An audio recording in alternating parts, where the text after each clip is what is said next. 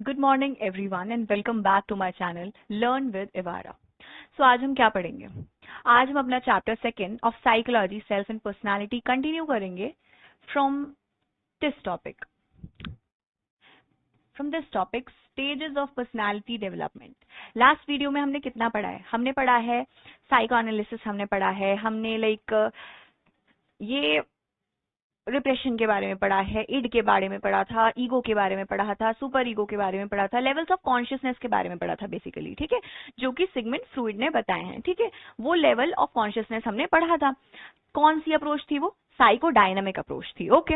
अब हम क्या पढ़ने वाले हैं? हम अब सिगमंड फ्रॉइड की ही थ्योरी पढ़ने वाले हैं, बट कौन सी पढ़ने वाले हैं हम, ये देखते हैं।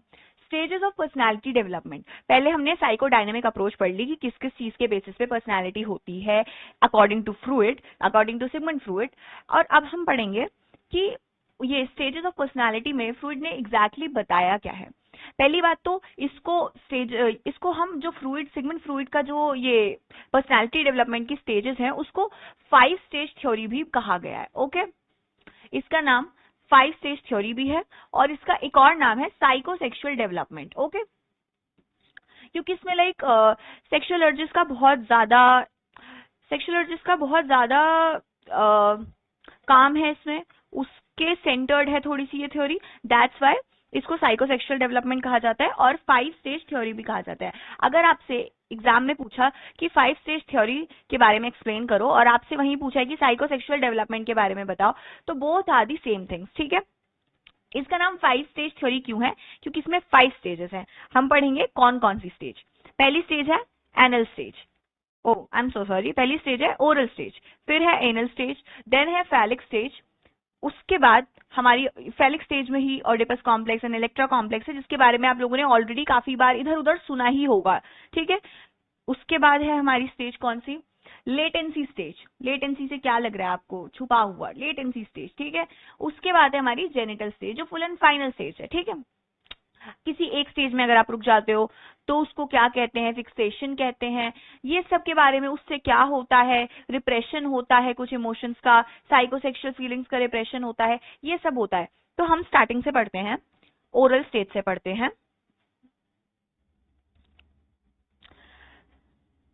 Oral stage, a newborns instinct are focused around the mouth. Oral stage नाम से पता चल रहा है, focused around the mouth. This is an infants primary pleasure seeking centre. Infants primary pleasure seeking centre, ठीक है।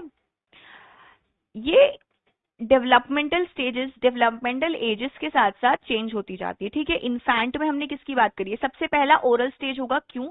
क्योंकि इन्फैंट्स के बारे में उसमें बताया गया, उनकी साइकोसेक्सुअल डेवलपमेंट के बारे में बताया गया, तो उनका जो बॉडी का प्लेजर पॉइंट होता है वो होता है उनका माउथ, ठीक है। Primary pleasure seeking centre is their mouth, ठीक है। It is through the mouth that baby obtains food and reduces hunger. The infant achieves oral gratification, हमें ये लिखना है, ओरल ग्रेटिफिकेशन अचीव होती है थ्रू फीडिंग के थ्रू, थम सकिंग के थ्रू, बाइटिंग के थ्रू, बैबलिंग के थ्रू। आपने किसी भी इन्फेंट को देखा होगा, किसी भी बच्चे को देखा होगा, आपने ये चीज नोटिस करी होगी, दैट किड या फिर वो infant, that kid keep on sucking their thumb, ठीक है। थम सक करते रहते हैं, जो भी उनको सामान मिलेगा उसको अपने माउथ में रख लेंगे, ठीक है। उसको हर चीज उनको खानी होती है, बाइट करते रहेंगे, बैबलिंग करते रहेंगे। तो ये सब क्यों करते हैं? क्योंकि उनके जो बॉडी का जो प्लेजर पॉइंट होता है, प्लेजर पॉइंट का सेंटर जो होता है वो होता है उनका माउथ, ठीक है। इसको क्या कहते हैं हम? ओरल स्टेज कहते हैं, and this is the first stage. Infant में हो रहा है तो this is the first stage, ठीक है। Oral stage is the first stage. I think it is very clear. अब हम दूसरे स्टेज पे जाएंगे, एनल स्टेज। इससे आपको क्या पता लग रहा है?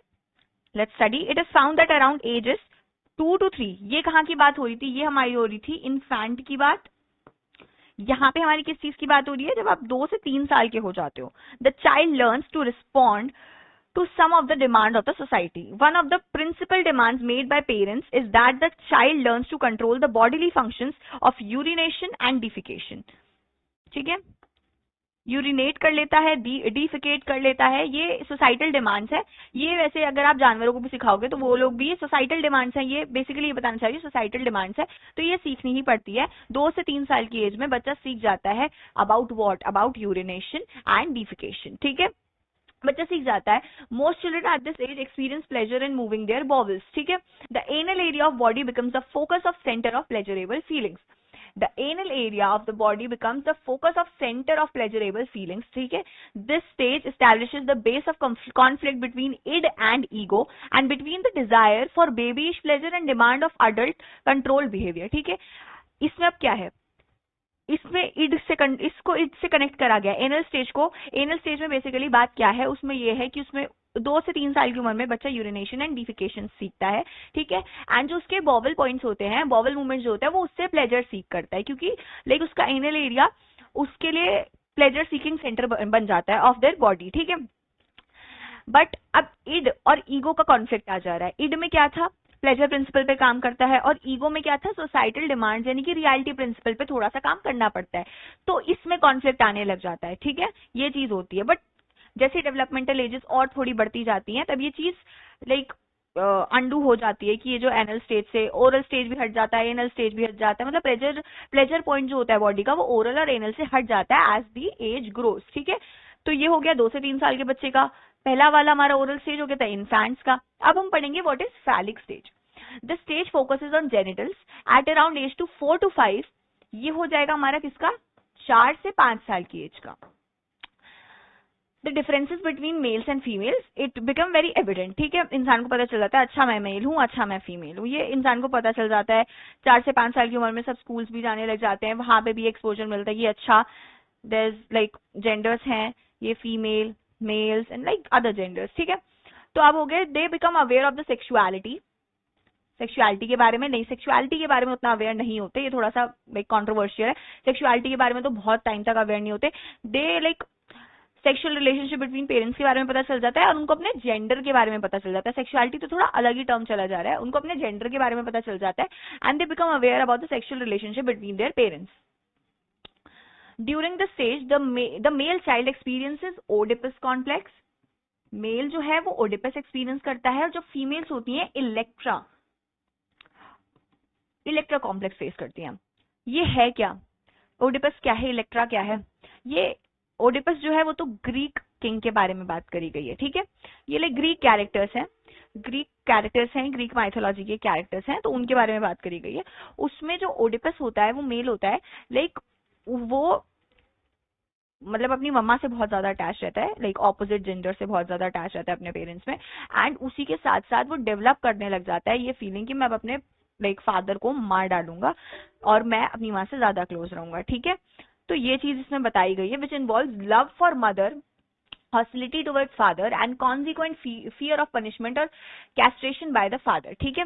The Greek king who unknowingly killed his father and then married his mother.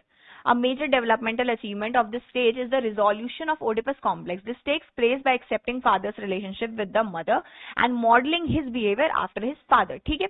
ये चीज होती है, और ये लिखना है ओडिपस कॉम्प्लेक्स में कि ये था, और ये मतलब ग्रीक किंग था, ये माइथोलॉजी, ये यही बताया गया, मैरिड हिज मदर। ये बेसिकली लिखना है involves love for mother and hostility towards father and consequent fear of punishment और कैटेस्ट्रेशन बाय द फादर, ये चीज है। और ये कैसे सही होता है, modelling own behaviour after his father, sir जो लाइक मदर फादर का रिलेशनशिप है उसको एक्सेप्ट करने के बाद।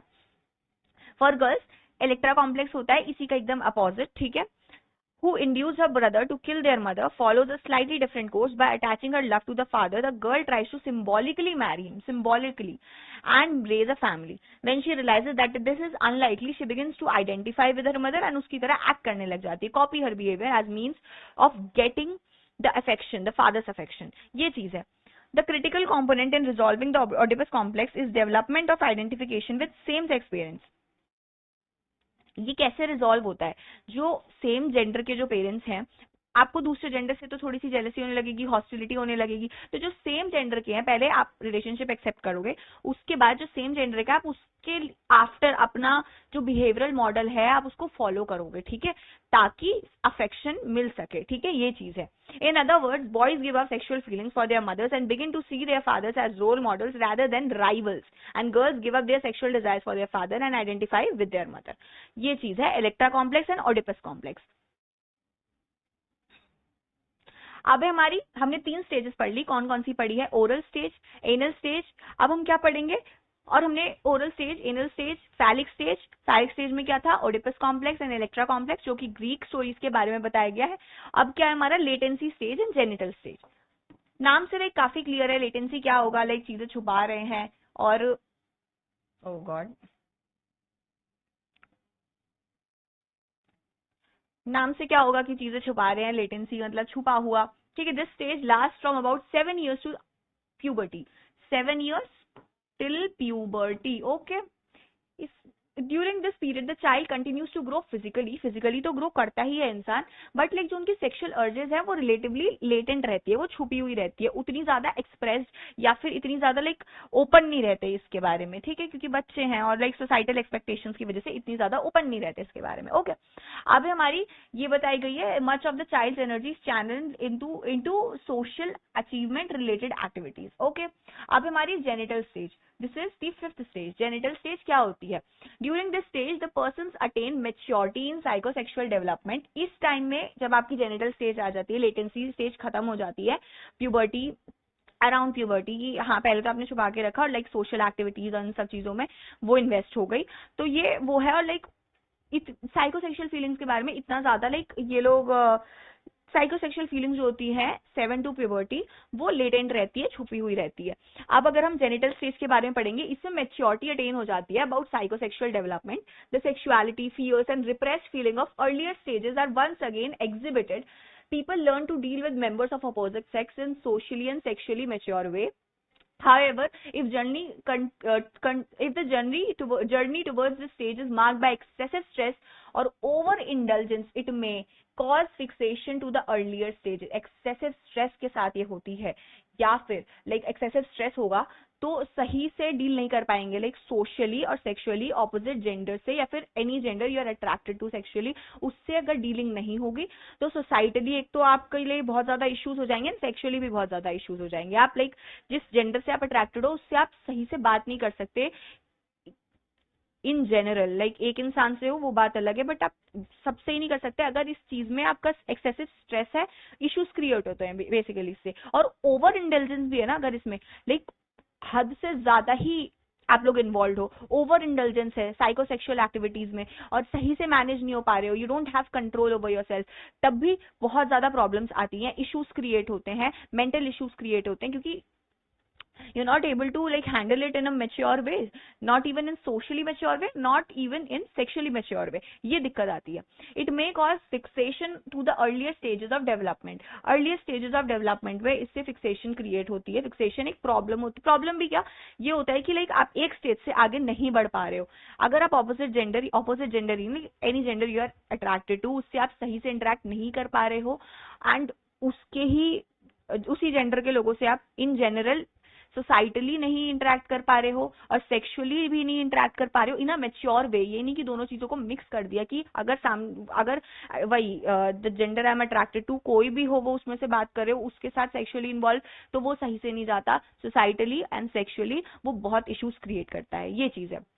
Then Freud's theory also postulates that as children proceed from one stage to another stage of development, they seem to adjust their view of the world. Ji, failure of a child to pass successfully through the stage leads to fixation on that stage.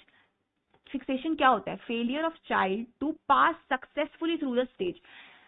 Oral stage कैसे पाई जा रही थी? Oral stage जैसे infancy है बच्चे का, तब वो ओरल स्टेज में है। देन किस स्टेज में आ गया वो? ओरल स्टेज से वो आ गया हमारा एनल स्टेज में आ गया। एनल स्टेज में क्या था? उसको इड और सुपर ईगो के बीच में कुछ चूज करना पड़ रहा था। फिर क्या आया था हमारा फैलिक स्टेज, उसमें कैसे ओवरकम हो रहा था ये? Bye identifying with the same gender parent, and जो दूसरे से राइवलरी है वो ना रखे, ऑपोजिट जेंडर पेरेंट से राइवलरी ना रखे, ये चीज थी बेसिकली। ओके, ये चीज थी।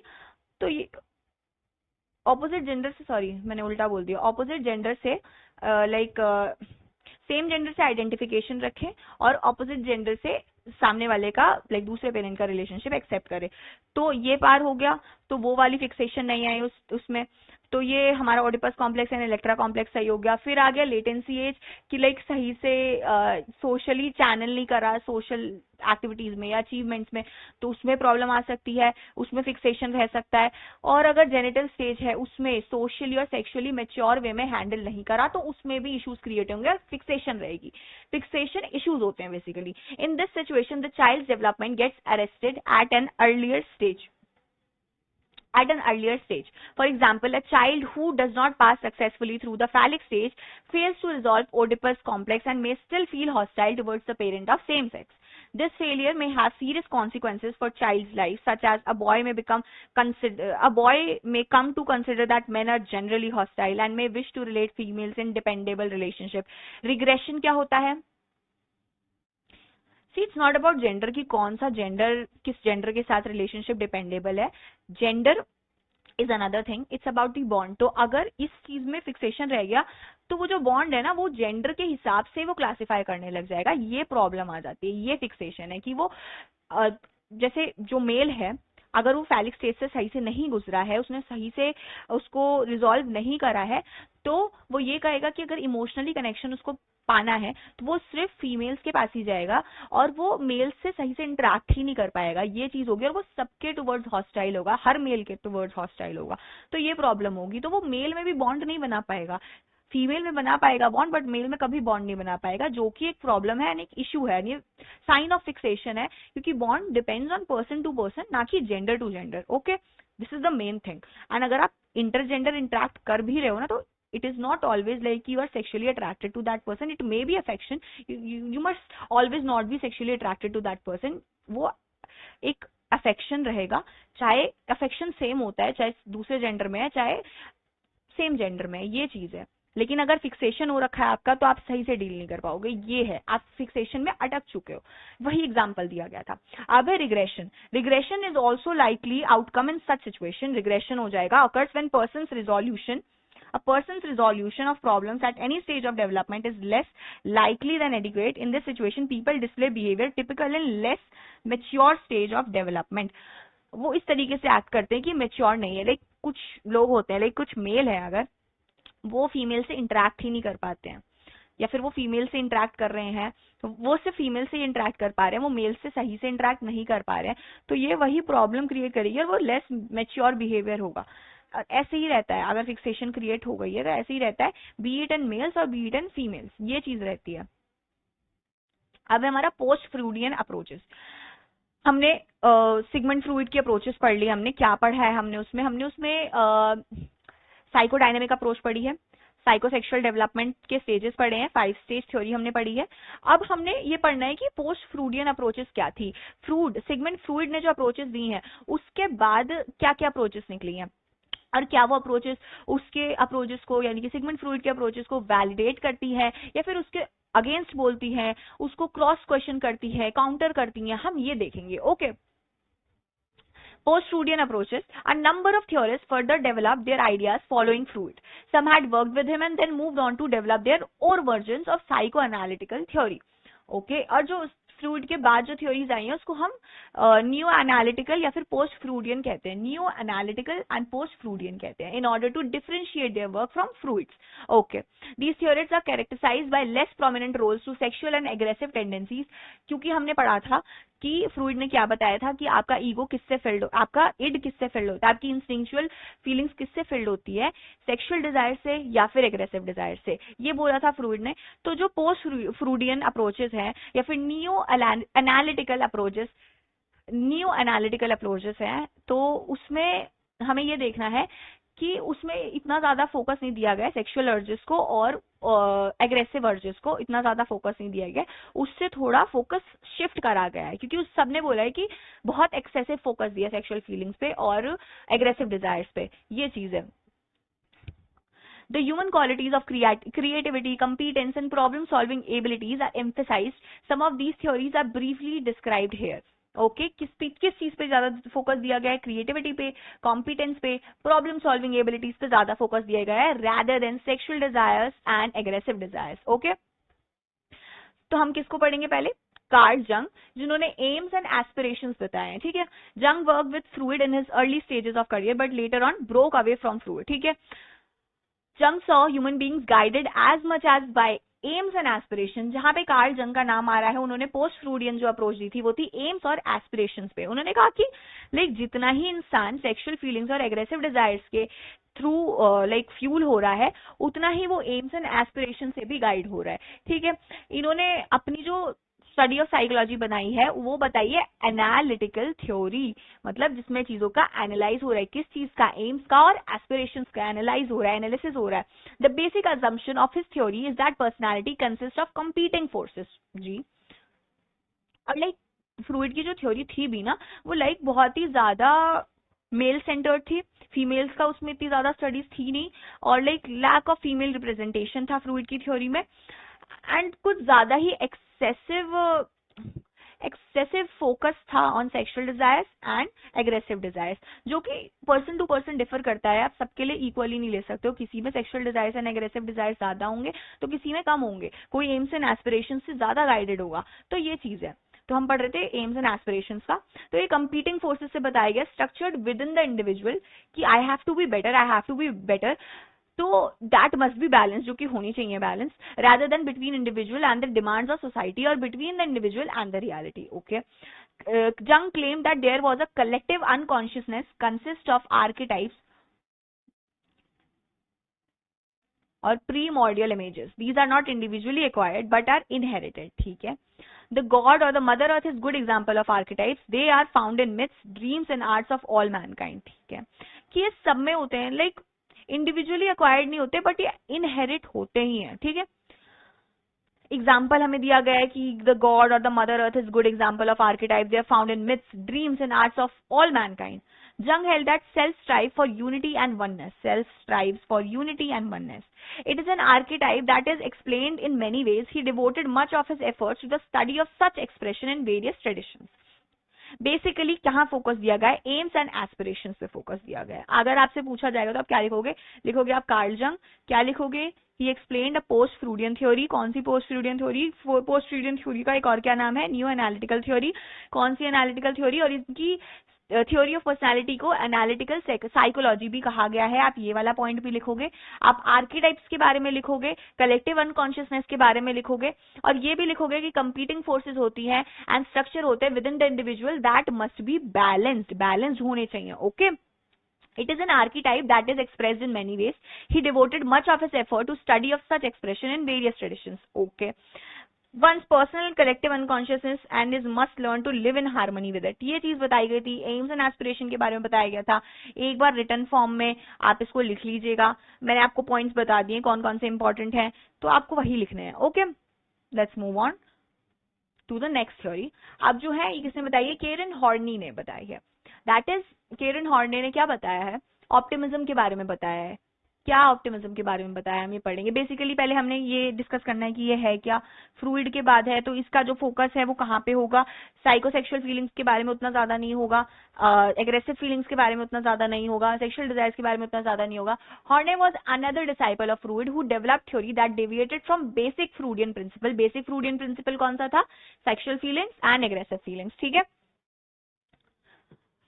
she adopted a more optimistic view of human life with emphasis on human growth and self-actualization. Optimism यानी कि पॉजिटिविटी के बारे में बात हो रही है. कौन सी पॉजिटिविटी के बारे में बात हो रही है? Human growth and self actualization. Self actualization क्या होता है हमारा? सेल्फ एक्चुअलाइजेशन हमारा होता है एक ह्यूमन की फुल पोटेंशियल तक पहुंचने का जो प्रोसेस, उसको सेल्फ एक्चुअलाइजेशन कहते हैं. लाइक एक होता है आपका आपका एक होता है आइडियल सेल्फ होता है, एक आपका रियल सेल्फ होता है. तो आप अपने रियल सेल्फ को सेल्फ एक्चुअलाइज करके अपने आइडियल सेल्फ तक बनाने की कोशिश करते हो, उसके इक्वल बनाने की कोशिश करते हो. By what process? Self actualisation के प्रोसेस से. ठीक है, वही बताया गया है. Horney's major contribution lies in a challenge to Freud's treatment of women as inferior. जैसे कि मैंने आपको पहले ही बताया था क्या प्रॉब्लम थी उनकी थ्योरी में. उन्होंने फ्लूइड की जो ट्रीटमेंट टुवर्ड्स वुमेन था वो एज एन इंफीरियर था. Okay, according to her each sex has attributes to be admired by the other and neither sex can be viewed as superior to और inferior. ठीक है, that is very true. She countered that women were most likely to be affected by social and cultural factors rather than by biological factors. She argued that psychological disorders were caused by disturbed interpersonal relationship. बहुत हद तक सही है ये. During childhood, when parents' behavior towards a child is indifferent, कोई फर्क नहीं पड़ रहा बच्चे से, डिस्करेजिंग, कुछ भी करने जा रहा है बच्चा उसको आप डिस्करेज कर रहे हो, इरेटिक, बहुत ही घटिया तरीके से, लाइक पागलों की तरह बिहेव कर रहे हो आप बच्चों के साथ.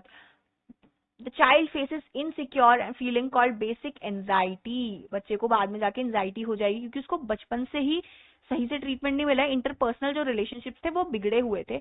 वो हाँ, वो अलग बात है कि आगे जाके बच्चा उससे बहुत ज्यादा वर्क करके सही कर सकता है अगर वो चाहे तो, बट इन जनरल बच्चा ये एक्सपीरियंस करेगा ही करेगा जब तक प्रॉपर हीलिंग नहीं होगी या थेरेपी नहीं होगी या फिर लाइक सेल्फ एफर्ट नहीं बनेंगे ये तब.